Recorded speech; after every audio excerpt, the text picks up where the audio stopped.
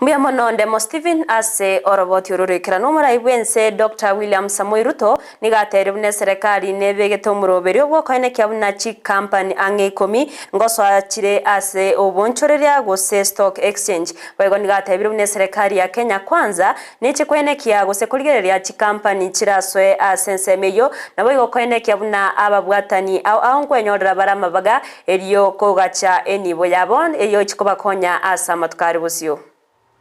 I have said and made a commitment, and I have asked the ministry concerned that between 5 and 10 public enterprises that are mature should be listed in the next 12 months.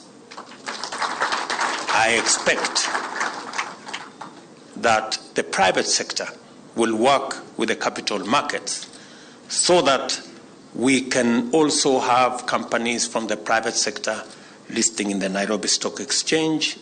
My government is prepared to work with companies that